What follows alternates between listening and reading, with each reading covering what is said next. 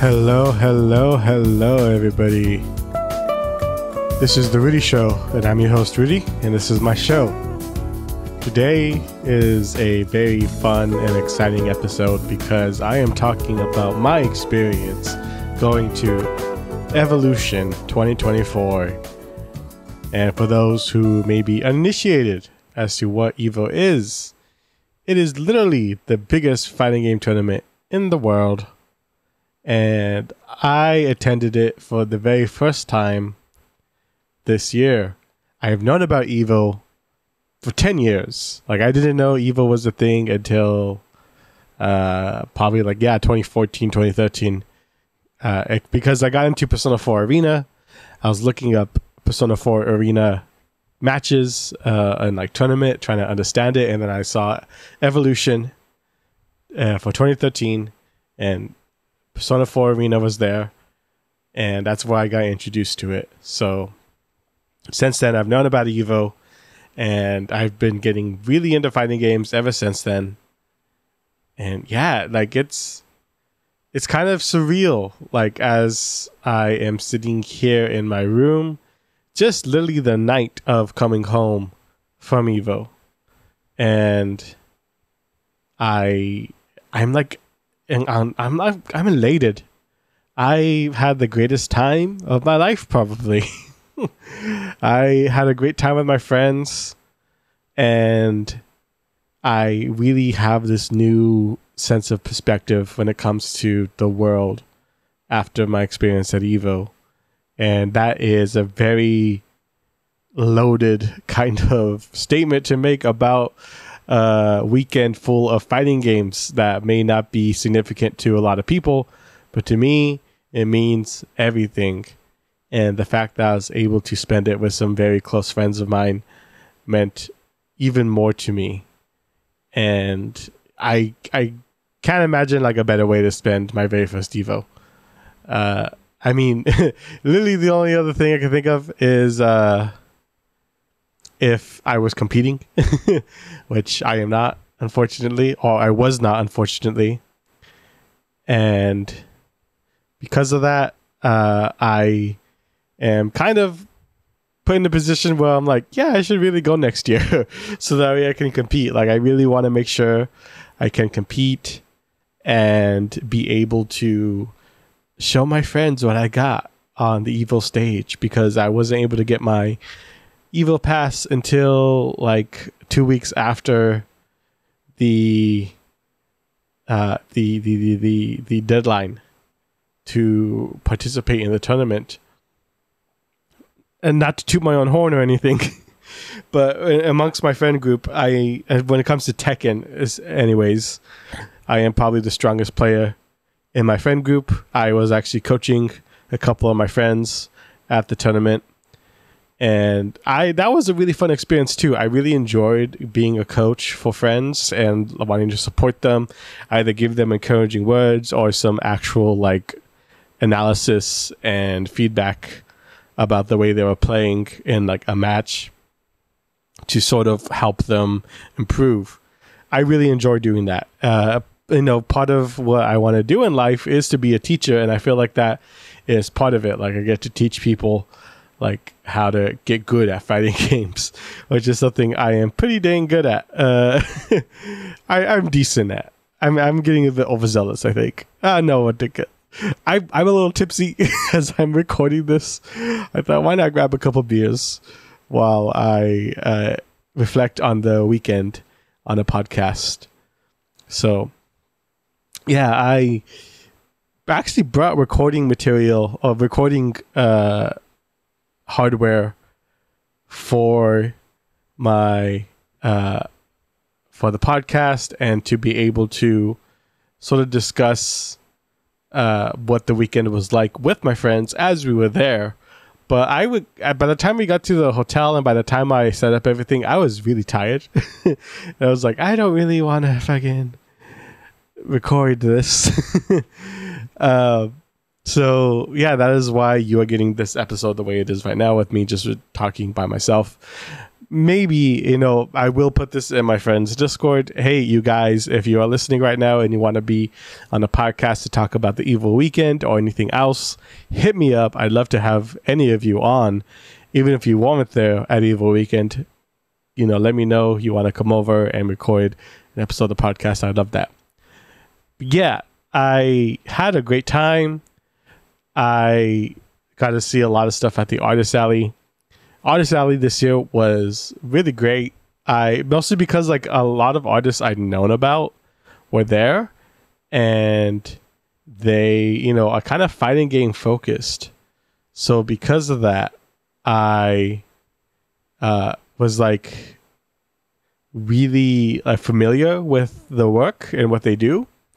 So because of that, I, you know, was like really excited to see them there at Evo. And right now you are probably watching some Azur Lane footage because this channel is mostly populated by Azur Lane fans. Shout outs to y'all. Love y'all. Appreciate y'all. But not half, probably less than half of the fans here are probably Tekken fans. And I think they would appreciate this episode quite a bit. And for Azur Lane fans, I think there is some value in learning about another facet of the gaming community, which is the FGC, the fighting game community. And that is a group of people I really do associate myself with, because I've loved fighting games for a very long time. And as much as I love Azur Lane, you know, fighting games have been in my life a lot longer. I picked up Tekken 5 probably when I was like 10 or 11, maybe like a year or two after the game came out.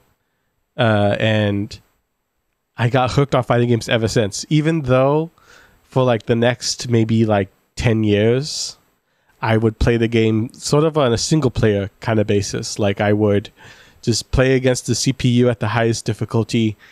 And yeah, just try to push myself to see as good as I could get in terms of that sort of space. I didn't even really know about like tournaments or that sort of thing. I'll pay much mind to it. But when it came to like my friends coming over to play the games with me, like whether if it was like Tekken or BlazBlue, Persona, Guilty Gear, like I actually tended to be like the best out of the group. Of course, there were definitely exceptions. I'm not the best at every single fighting game. But yeah, when it came to Tekken, though, especially, I was like the best in the friend group when it came to that. But then when Tekken 7 came out, especially, I was like playing unranked and getting just trounced. But then I switched mains to Claudio because his gameplay kind of clicked with me. And also, I just liked his character. He is all about stars. You know, he has the power of Sirius, the closest star to us outside of the sun. And like, I just really like that space mystical aspect to him. And I really gravitated towards that. Also, he has like a BDSM gimp suit as one of his alternate costumes in Tekken 7, which I thought was really funny and I low-key kind of relate to. And yeah, because of those reasons, like I really gravitated towards him. And I just really clicked with his playstyle as well. So yeah, I really learned Tekken a lot better after I switched mains. And like, I understood frame data a bit better. I understood movement, sidestepping, the importance of that. And just kind of got like a smaller sense of generally what to do in Tekken. And yeah, I felt like a much deeper love for the game after understanding it at a deeper level, at the higher level, than just like beating up a CPU. And then that just sort of like translated into me playing with friends, and then my friends sort of started hosting tournaments amongst ourselves, which we would just, you know, play fighting games together and see who's the best out of the group. And it's really fun, friendly competition. And it's really wholesome. Is one of my favorite things ever, is that my friends and I could get together to play fighting games. And So yeah, going to Evo this weekend with a close group of friends who are very much into fighting games. We, like I said, I wasn't able to participate in the tournament, but I was able to spectate quite a few of the matches and able to coach a couple of them. And just being there in your friend's corner cheering them on is really a fun experience, like genuinely like at a tournament. And if that is something that sounds appealing to you in any sort of way, I'd really encourage you to like find the locals, find your nearest tournament, and like definitely try to make a trip there with your friends, because that is an incredibly fun experience. Like even like just cheering your friend for like getting a hit on a pro player, which is something that happened at Evo. I wasn't there for it, but I heard about it. My buddy Ed Wills, I'm pretty sure he wouldn't mind me telling you this story, but my buddy Ed Wills, shouts out, played against Gamer B in the second round in round 1 of pools, and Gamer B really is that guy. Like, he had an answer to any sort of situation my buddy Ed Wills put to the table, and it was a very hard battle. And my buddy Ed Wills suffered defeat at the hands of Gamer B. And not we, because I wasn't there, but my friends who were there, I think it was my buddy Jay who told me that he landed like 1 drive impact on Gamer B, and everybody was going crazy. We're like, yeah, go get him, Ed Wills. Like, just that sort of experience in itself is really fun. And although I wasn't there for that, like being there for the matches I could be there for and seeing them land hits, having some success in the matches is like really a fun experience, and it's really uplifting, I feel like. And whether win or lose, you're gonna leave with information as a player, like, okay, what do I need to improve on? What about that match didn't go right? That sort of thing. And fighting games are just like one avenue of flexing that muscle of self-improvement. You learn to improve for yourself in one aspect of your life. It kind of bleeds into the rest of your life. Like, you think about like, okay, how do I get better at making friends? Heck, the FGC is a great way to flex that muscle. How do I make more friends? Maybe I go to locals. Maybe I meet new people. Maybe I talk about like, who do they main? What's it like playing that character? What matchups are good for them? How does my character play against them? Different stuff like that. Like, that's a very surface level thing that could start a deeper connection, which is why I love fighting games. And I think it has been a very fun and easy way for a lot of my friends to connect with one another on better levels than before. So Evo is like really the epitome of that sort of mentality or philosophy, and I really want to go next year. I want to lock in. I want to make sure I am healthy, and I want to make sure I have the means to be able to make a trip out to Las Vegas to compete at Evo, win my pools, win the whole thing. Why not? And yeah, I really feel a lot of optimism. I also had a lot of fun meeting even some pretty big figures in the FGC. I met Harada, the creator of Tekken. That is probably the main highlight of my trip, to be honest. Just like, I think we were in the pools area, the competitive area, to like just watch one of my friends' matches, and then they finished, and then all of a sudden we look behind us and we're like, yo, there's Harada. Literally the creator of Tekken just standing there. So some of us were able to like go get a picture with him, and I actually like was able to stand next to him in the picture, and I told him, thank you for Tekken, and he told me yes. He was very cool about it, and he struck a pose. We all followed suit. It was so cool. And in that picture, I'm like, has this best smile I've ever smiled in my adult life. Like the optimism has been restored in my soul from that picture in that moment. Like being able to tell somebody who has been such a big part of my childhood, my adulthood, like, thank you for what you had given me and the connections I was able to build because of this game. Like, it just means everything to me. And yeah, like Tekken is the fighting game of my heart. Like, I love Guilty Gear. Guilty Gear is fantastic. And I made a really good connection, like connections with a lot of my friends through Guilty Gear. But Tekken is so special to me. And I really was like, it really felt fulfilling to be able to tell somebody who made something so dear to my life, thank you for what you did. Like I I really hope he, you know, does well for, I mean, he obviously is doing well for himself. Heck, I hope he made it to LAX okay. Because I remember seeing on Twitter that there were some issues happening, so he had to take a 4-hour Uber to LAX. Good for the Uber driver, though. That's got to be really profitable. I mean, I hope he could get some. I hope the ride back is going to suck, but I hope you know, he really likes that payday. But yeah, poor Harada. I hope he makes it there in one piece.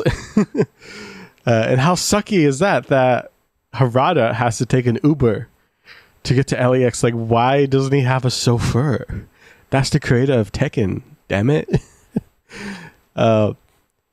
Yeah, I was like, dude, I would have made space. I would have told Jay and made space. My buddy Jay, who was driving us, was like, make space in the van so we could take Harada to LAX. Yeah, that'd be funny. But yeah, met Harada, told him thank you, took a picture with him. And then later that weekend, you know, my phone bricked. Like, my phone is a 2020 iPhone SE, and for some reason it just decides to stop working sometimes. And my pops, shouts out, would be able to like just take it apart, unplug the battery, plug it back in, and then it would work again. And I didn't know that I didn't need screws to open it. I could just pry it open and do the thing and then charge it, and then I would have a phone. But so I went throughout the entire weekend without a phone, because day one on Friday my phone bricked and I was like, shoot. So yeah, because of that, I took a lot of my photos over the weekend on my 2DS, which is really funny because it's a 2DS and it has a very old, low-key kind of crappy quality to today's standards, especially. So that was kind of funny in its own right. And I still took some really fun photos, and I met Susie Hunter, who is probably my favorite video essayist here on YouTube. And I say here on YouTube in case you're listening on Spotify or some other platform, because this podcast home is on YouTube. Definitely. But yeah, Susie Hunter, shouts out. Love your videos. Love your insight. And it was really cool meeting you. And I love your reaction to me bringing out the 2DS to take a photo, because I see her reaction was on that. Well, at first I wasn't sure if that was Susie. So I was like, excuse me, are you Susie? And she goes, no, I'm Eno. And I was like, I'm sorry, can I take a photo with you, Eno? And she was like, yeah, sure. And then I bring out the 2DS and she was like, on that? That was pretty funny. Yeah, so it was really cool for taking a photo with me. You might be seeing that on screen if you're checking this podcast out on YouTube. If you're not looking at it, it is because I am lazy. And if you want to see it, check out my Twitter, definitely, which is linked in the description. Check out my Twitter at Theoretical. And yeah, see me when I post stuff. That is stuff, definitely. But yeah, so I met Susie, which is cool. That was on, I think it was day 2. And then Lily Pichu, my friends know what the lore is between me and Lily Pichu, but I will just say, when I found out that she was on the competitors floor, I definitely made a beeline to make sure I met her and had a photo with her. So shout out Lily Pichu. I am very sorry if I interrupted you from watching a match you were really invested in, because I know you love Tekken. That's one of my favorite aspects about you, is your love for Tekken. And I apologize if I might have ruined your spectator experience from watching the match. And part of that, I am very appreciative of you taking a few seconds to take a photo and be very courteous to me. Super appreciate you. Hope you really had a great time. Actually, seeing your posts on Twitter, I could tell you had a great time, so I'm very happy for that. Yeah, shout out Lily Pichu. Yeah, so I met her, took a photo on my 2DS. That was a lot of fun. Great experience. I've been a fan of her videos for a very long time. Love her music, her voice acting stuff. I think she's very talented, and her art is very cute, very cozy. Big fan.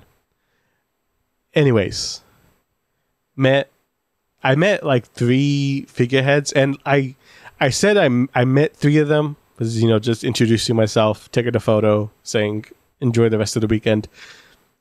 But at Evo, I saw like dozens of major figures in the FGC, from streamers, commentators, to players, like just casually. Mena, 2-time Capcom Pro Tour champion, just casually in the building. It is really cool. And Jason Nee, JDCR, Kudons, a lot of these Tekken players I've like watched on my computer screen from finals of different tournaments, and they're just there in the room, and I was like, dude, this is the coolest experience ever. It is really, really fun. And I unfortunately wasn't able to meet Tasty Steve. I love Tasty Steve, love his commentary and his energy and his love for the fighting games in general. Like, he loves, like me, he loves Guilty Gear and Tekken. Those are like 2 of his favorites, I think. That's the impression I get anyways. But yeah, I didn't get to meet him, unfortunately. Maybe next year I'll be able to meet him. But yeah, there were a lot of people I saw just walking around. Speaking of, I'll tell you this story to kind of end this episode on, because I do love the preamble to it. So, Street Fighter 6 2024 champion is Punk, the God. And that was a long time coming. And that grand finals was incredible against Big Bird. Because both Punk and Big Bird have reached the grand final stage in the past and was so close to grasping it, but just fell short in the past. But Punk this year was the one to achieve that goal, and he was very humble about it on stage, and just the humility and the passion on his face during the award ceremony was inspiring and contagious. Like, I got emotional watching it. Like, you could tell it just means so much to him.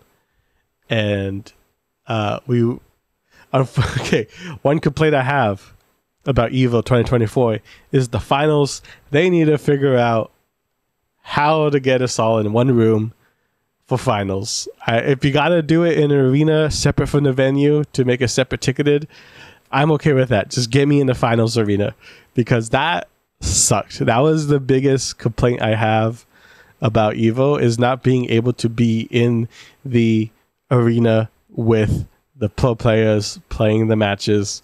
We had to sit in the convention hall watching, I think it was Coney, not even interacting with the crowd during his watch party of the finals. It was lame. And I mean, part of me didn't really care, because I just want to watch the finals. But then also seeing how lit Maximilian's stream was made me a bit like salty in hindsight. So yeah, we really got to figure that out, man. Like, I do not want to not see the finals. Like, I am for sure going again next year, but if they don't address that issue, I am not going to go ever again. Because I really wanted to be in that arena watching the finals. Anyways, Street Fighter 6 finals go on, Punk wins, and we watch the award ceremony, and then at the end of the award ceremony, we leave the venue. We are in the hallway of the... sorry, we didn't leave the venue. We were still at the convention center in the hallway. And we're waiting for our friends who are able to be in the arena, because they got there very first thing in the morning. So they had to thug it out in that arena all day. Shouts out to them, because they are strong for that. But at the same time, it seems like it was very much worth it. Anyways, we were in the hall waiting for our friends. And then we hear a commotion at the end of the hall. And then we're like, what is going on over there? And then... one of us says, like, could that be Punk? And then all of a sudden we hear the chants, Punk, Punk, Punk. And sure enough, Punk the God was just walking down the hall on his way out of Evo. And yeah, like, he was splitting the sea of gamers. Like, everybody was giving him props, but also being respectful of his space and just moving out of the way as he walked through the crowd. With his trophy in the box in hand, everybody giving him props. And when that happened, I was like, quickly, like, I got to get my 2DS out to record this. And I didn't do the best camera work, but I shot a video of him walking right past me. I tell him, congrats, man. And I just hear his voice, thanks. Like, just very quietly. But he had this huge smile on his face. And I felt very lucky to have that moment of it with him. And then I'm just like, yeah, huge props to Punk. Like, he did something that I know that he's wanted to do for a very long time, and happy for him full-heartedly. Even though at the start of top 6, I was like, I'm a Big Bird fan. I want Big Bird to take it. But like, they both fought the best in that finals, and they really put on a great show. They fought the hardest, and Punk just came out on top. So super big props to him. Super big props to Big Bird for doing as well as he did. But that's fighting games, you know, there can only be one winner, and that day was Punk. And yeah, and okay, in respect to what I was mentioning earlier about just casually seeing big figureheads just casually in the same room with you, my group of friends and I, we get an Uber, we're in the car, we're driving out of the venue, and as we're turning the corner to go onto the street, this corner was really dark. You couldn't really see too well, but we were able to make out that in that dark corner was casually Punk standing there by himself, Evo trophy at his feet, on the phone, just waiting for somebody, we're assuming. And people are just walking past him. And it was just so surreal. Like, this guy is today the best player of Street Fighter 6 on the planet. And he's just there by himself, just kicking it. That was so surreal. And part of us afterwards we talked about it. We're like, partially we're like, we would have loved, like if we were driving, we would definitely have pulled ourselves over, said something to Punk, or like, I don't know, been like, yo, you got a party going on tonight? No, dude, come with us, we'll tear it up. You know, something like that. But you know, we were in an Uber, so like we didn't want to burden the Uber driver, like, pull over now. And also, we also felt that it would be kind of weird to just pull over in a van and just open up and a bunch of people coming towards them. You know, that'd be kind of creepy. So yeah, thinking about it though, like we don't have really any regrets, but we're like, dude, that is such a surreal picture. Just the champion secluded in his own space. Yeah, that was pretty cool. And the entire weekend was filled with a lot of personal, fun moments with friends. And yeah, I just really do appreciate all the people that made that weekend happen. And really look forward to doing it again next year. I have a newfound purpose in life, I guess you could say. Like seeing all my friends being like, yo, you definitely got to compete next year. We got to see you compete next year. Feels very, I don't know what's the way to describe it. Like, I'm like, dang, I really got to stick around for this, don't I? Yeah, man. Like, I love fighting games. I love my friends. I love the community of people around fighting games. And I definitely want to go next year. They better fix the finals situation, or else I'm not going to go a third year. All right. And also, I heard about the EVO in Los Angeles thing. I don't know whether if that's the awards show or if that's going to be a tournament. I don't know what's up with that. But I'll probably be there because that is in my region. I don't really have to travel too far for that. But we'll see. This is about the time I would like to end an episode. So I'm going to go ahead, start closing out the episode. I really appreciate you listening. I would say for this episode, if you're listening up to this point, a question I would love for you to answer in the comments on YouTube is, what is your favorite fighting game, or what is the fighting game that you have a fond memory of? Because I feel like fighting games, it is a pretty niche genre, but at the same time, it is a genre of game that has touched everybody's lives in some respect. Like either playing it casually with like a friend or a family member in one instance of your life, like just having one memory of a fighting game is something that I think a lot of people can relate to. But yeah, I ask you that. What is your fondest memory of a fighting game associated with a fighting game? All right. I guess with that, we will close the episode. If you are listening on some other platform like Spotify, rate 5 stars. I'd appreciate that. On YouTube, like and all that stuff. Subscribe, follow, all that good stuff. I really appreciate you sharing this time with me and being able to talk about something I feel very strongly about. Take care of yourself. Until next time, take care.